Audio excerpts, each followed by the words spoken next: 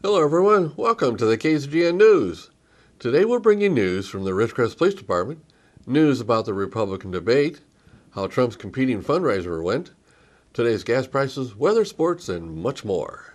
From the Rademacher Hills to Bee Mountain and the mighty Sierras, Ridgecrest to Inyokern and China Lake, this is your news for the Indian Wells Valley with the KZGN News crew.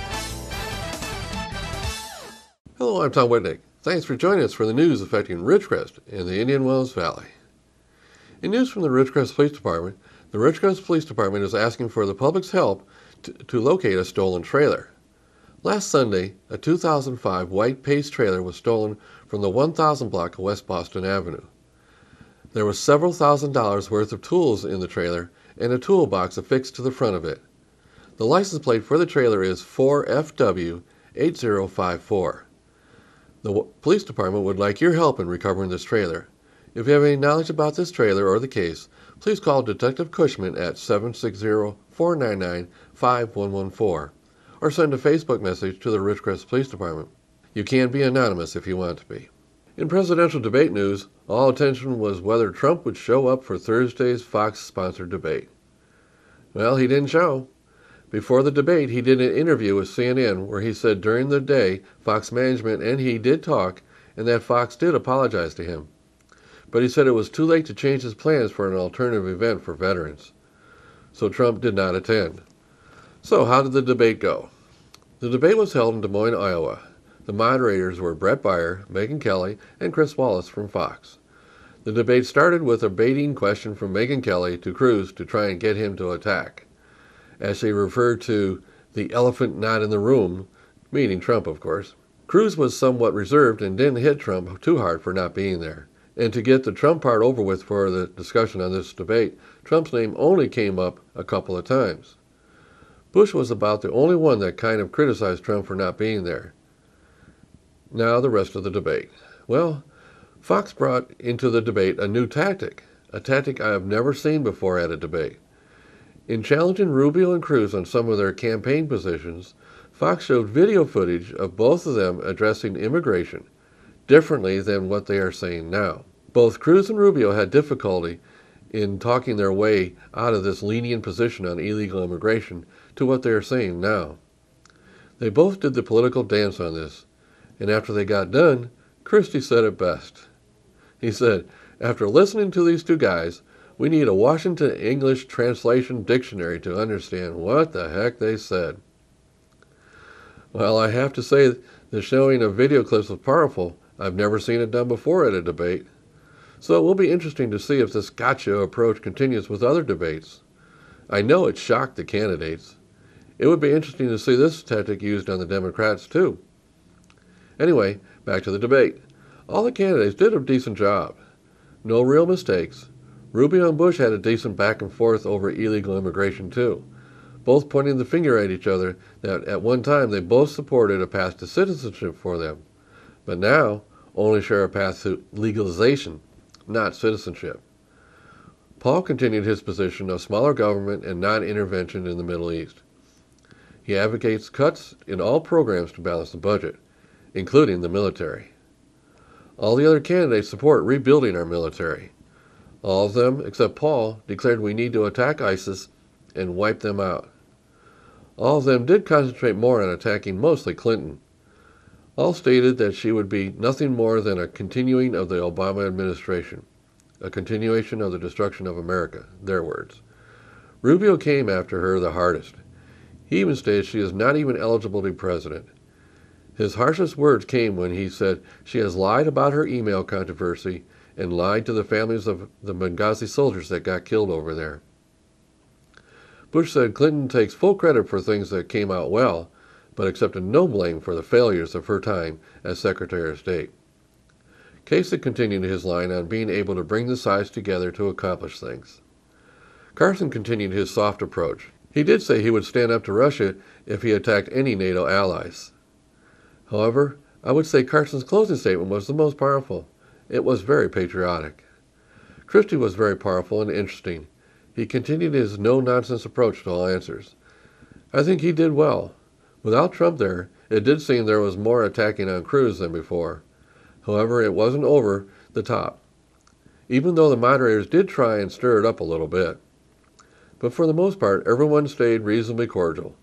The moderators did a decent job too. Listening to this morning's pundit analysis of the debate, most are saying Trump won, even though he wasn't there.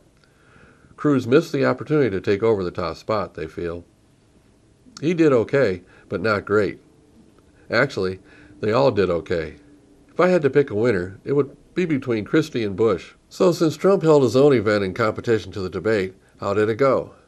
Well, the event was to be a fundraiser for veterans, and that it was.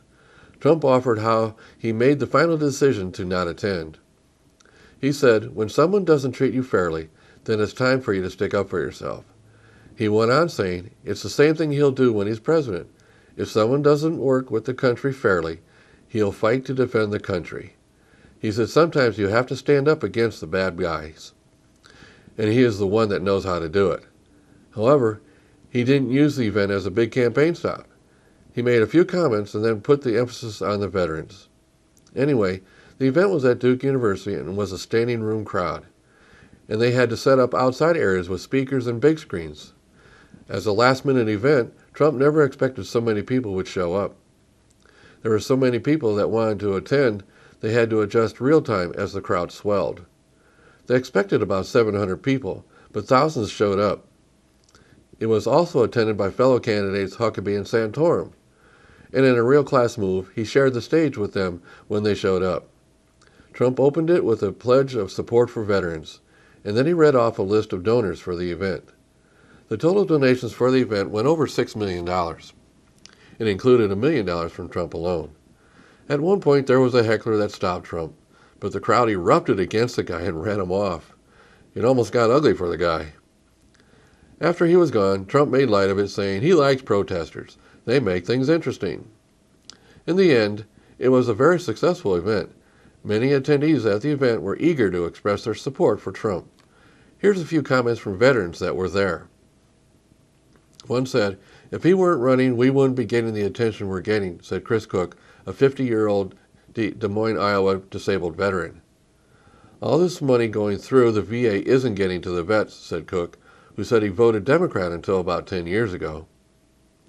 Retired electrician John Shavkowski, 70, said he likes Trump because he thinks he's way ahead of everybody else and clearly the smartest guy in the room.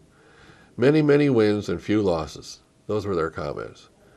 Well, we won't know how it affects the vote on Monday, or if there's any effect at all. But the pundits this morning are saying again, he breaks the rules and comes out a winner. One pundit on MSN was even saying that from the beginning of Trump's campaign, he believed he would stumble and fall and be gone. But he has now become a believer. Trump will run the campaign as he wants and will likely win it all. That was an MSN reporter. Well, Trump did what he said he'd do. He raised millions for veterans. Now stay with us for news about the Oregon standoff when we come back.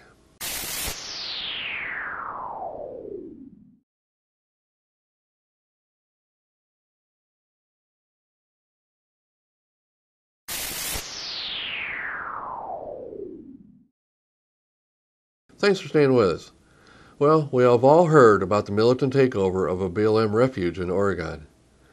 Well, after one of the members of the group was shot and killed, the FBI has released a video of the shooting. The video comes after family and supporters of Finicum have claimed the man was murdered in cold blood while his hands were in the air. We have to caution you, the video is graphic. Note, there is no sound for this video. It is from an FBI helicopter tracking the group, leaving the refuge in vehicles.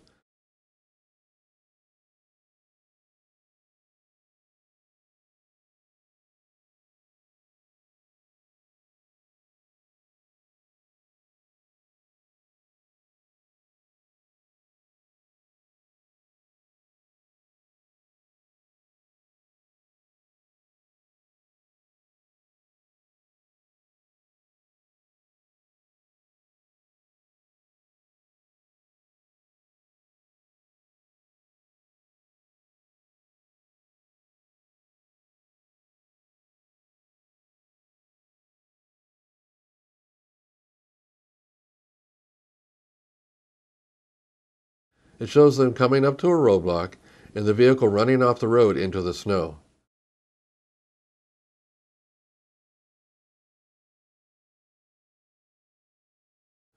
Finicum gets out of the vehicle and confronts officers. Within moments, shots rang out.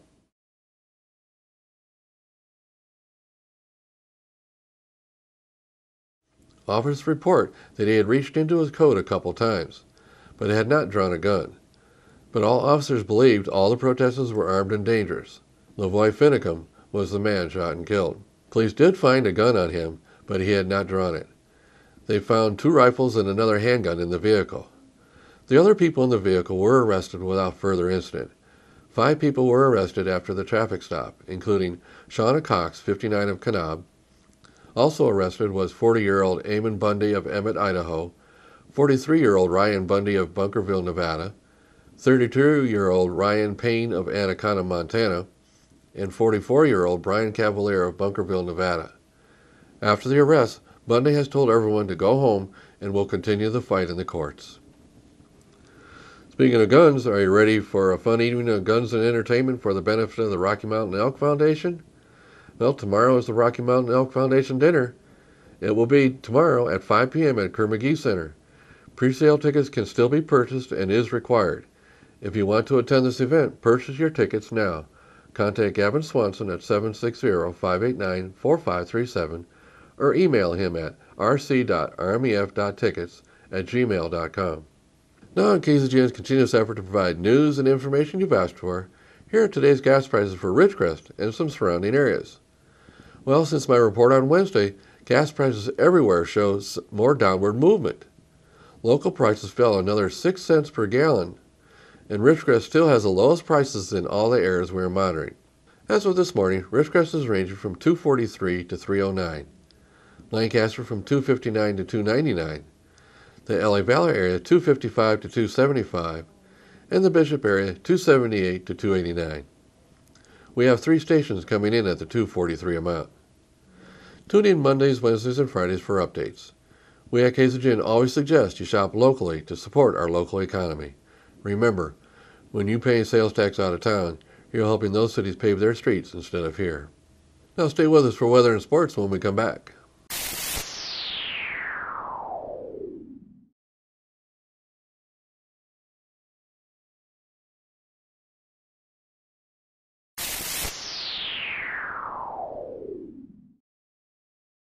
Thanks for staying with us. Let's go to Lane for the weather. Thank you, Tom. From the National Weather Service, a couple of frontal systems will bring high elevation snow and rain to northern California and the Pacific Northwest into the weekend. Heavy snow is also possible in the northern Rocky Mountains and northern Great Lakes region.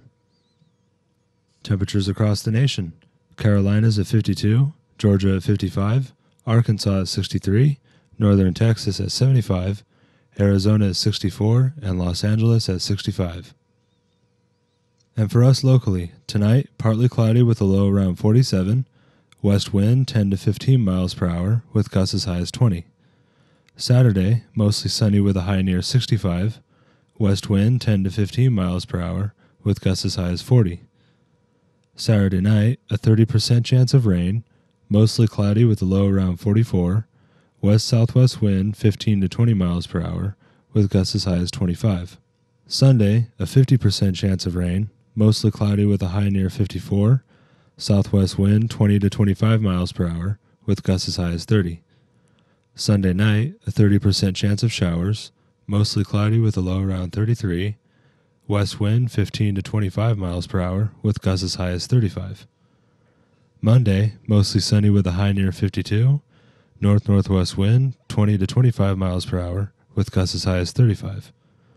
Monday night, mostly clear with a low around 29, northwest wind 15 to 20 miles per hour with gusts as high as 30.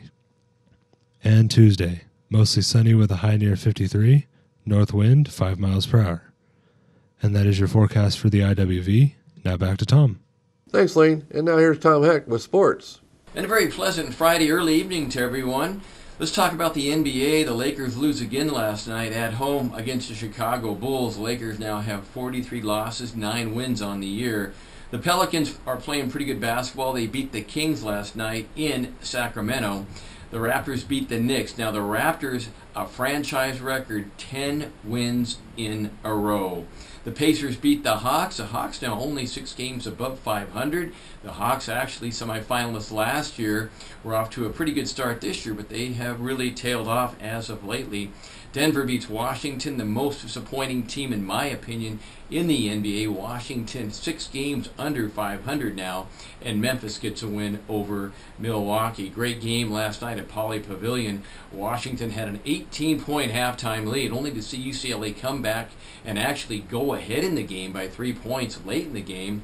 But Washington came back with a huge 3 down the stretch, and they beat UCLA 86-84. A couple last-second free throws, a difference there. Bryce Elford, coach's son, incredible. Just a great inside player, outside player. He had 17 points in the final 6.5 minutes. Number 8 Maryland beats number 3 Iowa. Oregon beats Arizona. Last year those two teams played about the same week in Tucson. And last year U of A won by 35 points. Not this year though. Ducks got off to a bad start. They were down by 14 points last night, but they came on strong and they beat Arizona. That snaps the Wildcats' 49-game winning streak in McHale Center. Syracuse gets a win over Notre Dame, also a top 25 team. Cincinnati beats UConn. In the Pac-12, Arizona State easy over Oregon State in Phoenix. Gonzaga beats Santa Clara, and Ohio State over Illinois in Columbus last night. NFL this weekend will be the Pro Bowl, Super Bowl about a week and a half away on the 7th of February. Should be a pretty interesting game. We'll talk more about that next week. Now tonight over at the barn at Burroughs will be Burroughs and Oak Hills. Oak Hills won the first battle over in Hesperia. Burroughs trying to break a 4-game losing streak. That'll be on the radio if you can't get out there, starting about 6:15 on 1240 a.m. KLOLA. JV's play before that. The girls are on the road. They will be at Oak Hills. Girls will play at 6 o'clock over in Hesperia. Yesterday in junior high basketball over at Saracoso, the Charter boys and girls had victories over Trona. And in high school basketball tonight, Trona, the first place team in their league, will be over at Baker, California. That's sports for the Friday. I'm Tom Heck for KZGN. So that's the news for today. Also, KZGN-TV know you have a choice in what you watch for any news. We all thank you for choosing KZGN-TV, Ridgecrest's only locally owned community TV station. Now stay tuned for our Ridgecrest Talk coming up next.